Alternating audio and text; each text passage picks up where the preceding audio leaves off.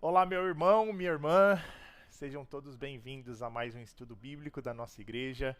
Eu estou feliz em poder partilhar uma porção das Escrituras com você, por isso eu peço para que você agora se concentre, pegue a sua Bíblia ou acesse a sua Bíblia, porque nós vamos, nos próximos minutos, falar um pouquinho sobre as coisas de Deus, tá bom? Abra sua Bíblia em segunda carta aos Coríntios, segunda carta de Paulo aos Coríntios. Nós vamos ler o capítulo 1, dos versos 3 ao verso 11. Segunda Coríntios 1, versos 3 a 11, diz assim a palavra de Deus. Bendito seja o Deus e Pai do nosso Senhor Jesus Cristo, Pai das misericórdias e Deus de toda consolação, que nos consola em todas as nossas tribulações, para que possamos consolar os que estão passando por tribulações, com a consolação que recebemos de Deus. Pois assim como os sofrimentos de Cristo transbordam sobre nós, também por meio de Cristo transborda a nossa consolação. Se somos atribulados, é para a consolação e salvação de vocês. Se somos consolados, é para que vocês tenham o consolo que os ajude a suportar com paciência os mesmos sofrimentos que estamos padecendo. A nossa esperança em relação a vocês está firme, porque sabemos que, da mesma forma que participam do nosso sofrimento, participam também da nossa consolação. Irmãos, não queremos que vocês desconheçam as tribulações que sofremos na província da Ásia, que foram muito além da nossa capacidade de suportar, a ponto de perdermos a esperança de escapar com vida. De fato, havia sobre nós a sentença de morte, para que não confiássemos em nós mesmos, mas em Deus, que ressuscita os mortos. Ele nos livrou e nos livrará de tal perigo de morte. Nele temos depositado a nossa esperança de que continuará a nos livrar, enquanto vocês nos ajudam com suas orações. Assim, muitos darão graças por nossa causa, pelo favor que nos será concedido em resposta às orações de muitos. Vamos orar? Pai, seja exaltado e engrandecido. Muito obrigado pela sua palavra, muito obrigado pelo seu servo, apóstolo Paulo, que escreveu algumas cartas para as igrejas e essas cartas servem para nós também. E por isso nós debruçamos agora nessa porção da palavra e pedimos, Senhor Deus, para que o Senhor fale conosco. Fale através da minha vida e que o meu irmão e minha irmã que está agora ouvindo ou assistindo esse estudo, seja a hora que for e fazendo o que for, que eles sejam alcançados pela verdade da tua palavra e transformados para a honra e glória do teu nome, é o que eu te peço. Amém. Irmãos, a carta de Paulo aos Coríntios é uma das cartas mais pessoais de Paulo.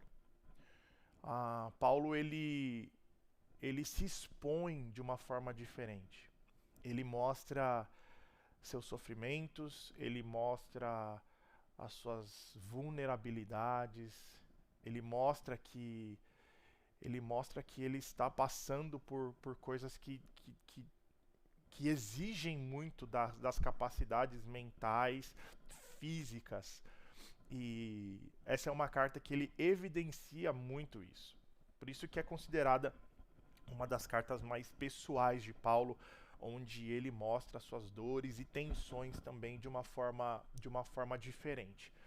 E o que me chama a atenção nessa carta é que Paulo faz questão de deixar claro que até no sofrimento, até em meio a uma tribulação, a glória de Deus é revelada.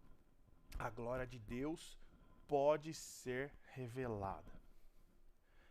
E dizer que a nossa vida não tem tribulação é uma grande mentira, porque assim como você, Eu imagino que vocês também vivem tempos de tribulação, tempos de lutas, de tensões, de decisões que precisam ser tomadas. Isso tudo gera certo desconforto, certo trauma. E eu sei que você vive isso assim como eu. E uma teologia, uma doutrina que a gente tem ouvido hoje dentro de muitas igrejas, nos YouTubes da vida, é a tal da doutrina ou teologia do triunfalismo, que está bagunçando com a cabeça de um monte de crente. Porque essa doutrina, ou essa teologia, ela evidencia o resultado da fé. E isso não é algo ruim, mas ela só evidencia e valoriza o lado vitorioso da fé. Ela ignora completamente os processos de maturidade que o ser humano deve passar, principalmente em Cristo, no caso. Existem processos na vida que precisamos passar que serão dolorosos, serão tribulação. E essa doutrina, ela é muito equivocada, porque ela só olha para vitória, só vitória, só vitória, é só poder, é só unção, é só glória, é o lado vitorioso, mas a parte que molda, que amassa, ela despreza. Por isso que a gente precisa tomar cuidado com o que a gente ouve. Se a gente parar por 30 segundos, a gente vai lembrar que na Bíblia fala assim que para você se alegrar, por exemplo, em meio a uma tribulação, a uma provação. Porque quando você tiver sido provado, você está sendo provado por Deus, para que você atinja um lugar, obviamente, de maturidade nele. Para que a partir daí você consiga também abençoar a vida de uma outra pessoa. De forma que você consiga, então, compreender que o que nós temos para nós aqui nessa terra não é triunfalismo, mas é obediência, é senso de missão em Deus. Jesus fala assim: não acumulem tesouros no céu, na terra, aliás, não acumulem tesouros na terra, mas no céu.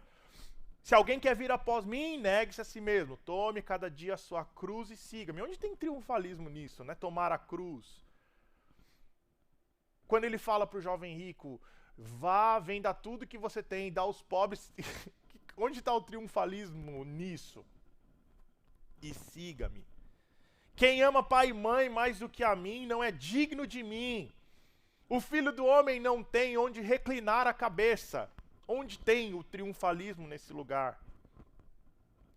Todo aquele dentre vós que não renuncia a tudo o que possui, não pode ser meu discípulo. Textos como estes, ditos por Jesus, mostra que o que a gente tem aqui nessa terra, a nossa expectativa nessa terra não tem a ver com triunfalismo, mas com, como eu falei, obediência e senso de missão.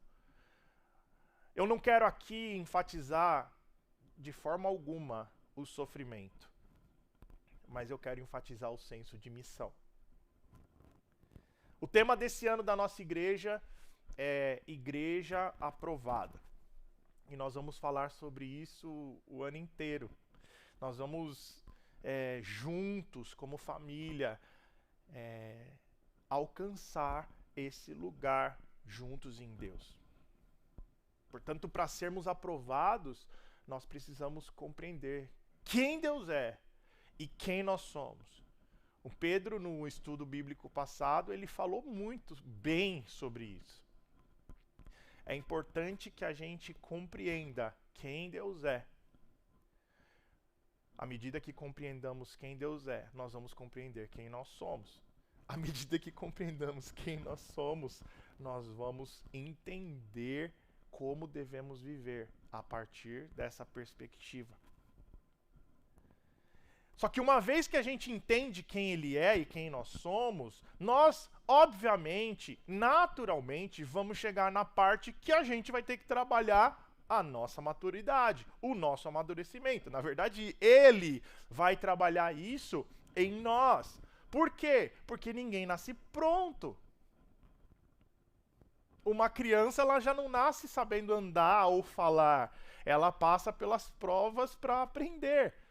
A criança começa a engatinhar e ela cai, mas ela se levanta. E aí ela começa a dar um primeiro passo e ela cai e ela se levanta. Eu não acredito que seja legal para ela cair, mas faz parte do processo. O problema, meus irmãos, é que nós estamos gastando, eu estou falando num termo geral, generalizado. Talvez não você,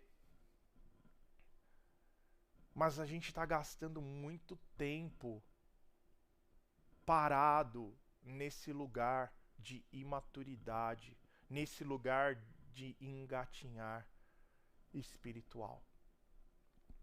E isso certamente vai afetar a nossa vida como um todo. Paulo está nos mostrando que, como filhos, temos uma missão. Mas essa missão não tem a ver com a gente, tem a ver com o outro. E isso certamente vai tirar a gente do que a gente chama de zona de conforto, vai mexer com a nossa estrutura, porque entrar na vida do outro tira a gente do nosso lugar. E talvez você possa não querer muito isso, mas honestamente eu acho que não tem muito jeito, porque isso faz parte da missão de Deus para você e para mim. Indo por todo mundo, onde quer que você estiver, fale das coisas de Deus, pregue o evangelho para toda criatura. Batize em nome do Pai, do Filho e do Espírito Santo. Aí você fala, mas eu não gosto de gente. Pois é. Você vai pregar, eu só vou pregar. Ok, aí você prega, aí a pessoa vem falar com você. Falar, ô irmão, irmã, como que eu faço isso? Aí você fala assim, não, a minha parte eu fiz, agora você que se lasque e tal. Não tem como. Porém, antes de Deus trabalhar por meio de nós, ou através de nós, Ele precisa trabalhar em nós. E aí, esse trabalhar de Deus é onde a coisa acontece. É onde a gente é amassado. É onde a gente é afiado. Você já viu alguém afiando uma faca? Uma ferramenta afiada, ela precisa passar por processos que machucam o ferro ou alguma coisa. O processo do barro se transformando em vaso lindo, você já viu como isso funciona? Se não viu, procura na internet que você vai ver. É um processo de amassar, enfim, de esmurrar, E é mais ou menos isso que acontece conosco. Tem muita coisa que precisa ser trabalhada em nós.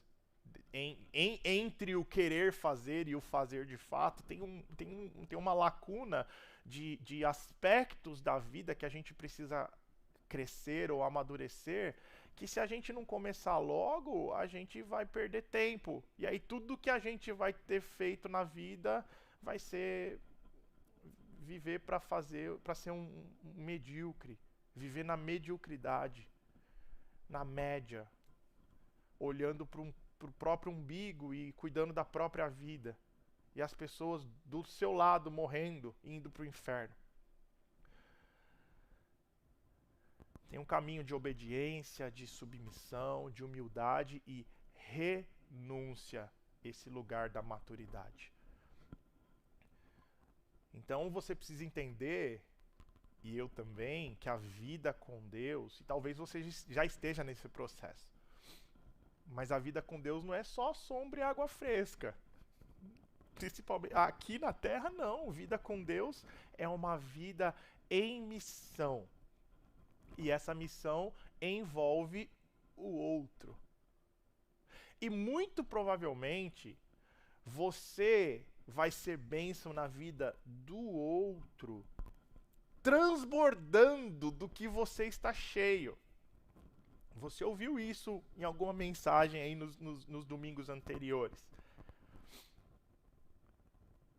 Olha só como Paulo continua o verso 1 ou 2. Para que possamos consolar os que estão passando por tribulações com a consolação que recebemos de Deus. Para que a gente possa consolar os outros com a consolação que a gente tem recebido de Deus. O que Deus realiza em nós, meus irmãos, não pode ficar parado em nós.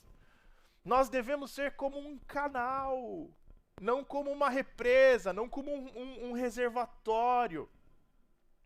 Se nós somos consolados, é para que a gente seja consolador. Se nós fomos perdoados, é para que sejamos perdoadores. Eu não sei se existe essa palavra, mas para que a gente possa perdoar. Se a gente recebe generosidade, é para que a gente ofereça, transborde generosidade. Se a gente é abençoado, é para que a gente transborde bênção também na vida das outras pessoas. Se somos supridos, é para que possamos ser supridores também. Nunca para em nós, mas transborda para o outro.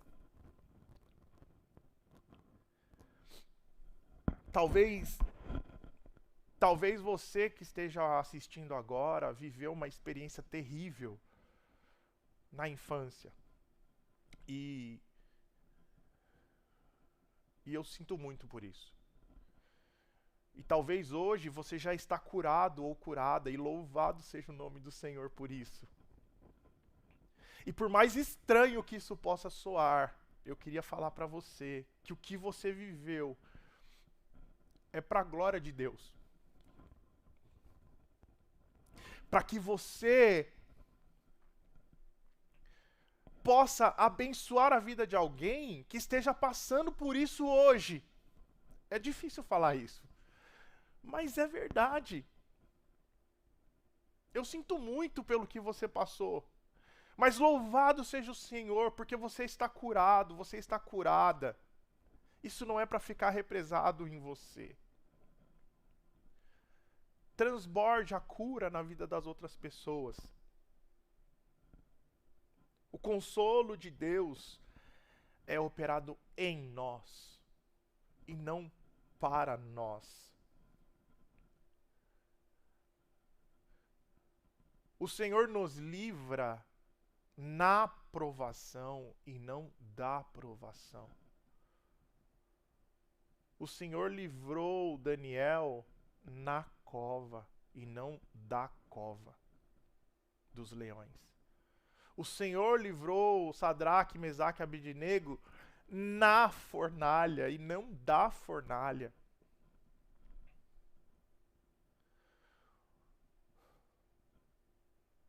O Senhor acalma a tempestade, mas Ele não livra você da tempestade. Você consegue perceber isso? Se você não viver momentos de tribulação, você não vai crescer. O problema é quando a gente não quer crescer. Mas a gente precisa. Paulo, ele não passou por essas dificuldades como um castigo de Deus. Porque Deus não tem prazer no sofrimento dos seus filhos. Era um tempo de preparação. Ele ia ministrar aos necessitados. Mas como você vai ministrar aos necessitados se você não sabe o que é passar necessidade? Você está entendendo? O pastor Hernandes Dias Lopes, ele fala que o crente precisa ser como o mar da Galileia, e não como o Mar Morto. O Mar da Galileia recebe as águas do Rio Jordão e distribui. O Mar Morto recebe as mesmas águas e as retém para si. O Mar da Galileia tem vida. O Mar Morto. Então, irmãos, Deus permite sim que os seus filhos sofram. As provações que a gente passa não são acidentais, mas fazem parte da didática de Deus, da escola, a escola preparatória. Não se esqueça que você não está aqui nesse lugar, nessa terra, vivendo esse tempo para ser uma represa, mas para ser como um canal, para transbordar na vida das pessoas. Infelizmente, tem muita gente que ainda não entendeu isso. Vai para a igreja, mas não é igreja, não vive igreja. E ela vai para a igreja para receber um culto e não para oferecer um culto. E aí, porque essa pessoa ainda não entendeu nada do que é ser um filho de Deus, tudo tá ruim. A música tá ruim, a mensagem tá ruim, a luz tá ruim, a cadeira tá ruim, o PIB Kids tá ruim. Não tô falando da nossa igreja só, eu tô falando de todas as outras. A pessoa, ela não consegue somar, mas deixa pra lá. Permita-se, irmão, irmã, ser curado e curada por Jesus. Permita-se ser consolada. Porque quando você é curado, você vai fazer parte do processo de cura de uma outra pessoa. Quando você recebe a consolação, assim como Paulo afirma na sua carta, é com a consolação que eu recebo que eu posso oferecer consolo para as outras pessoas. Irmãos, em nome de Jesus, permita-se ser curado por Deus. Não coloque a sua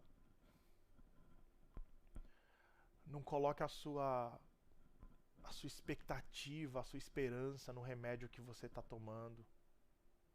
Saia desse lugar que acaba sendo uma zona de conforto. Seja curado e curada por Deus. Por quê? Porque Deus tem uma missão para você. Deus quer curar a vida de outras pessoas usando a sua experiência ruim. Saia logo desse lugar. Seja liberto em nome de Jesus.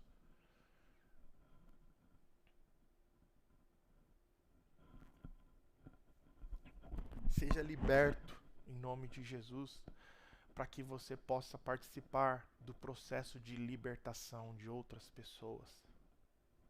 Isso nunca acaba, é um ciclo que nunca acaba. O problema é se você ficar parado. Há quanto tempo você sabe que tem que fazer o que tem que fazer e não faz? Quanto tempo mais você precisa? Quanto tempo mais você precisa para mudar a sua vida de uma vez por todas? Quanto tempo mais você precisa para abrir mão do seu orgulho?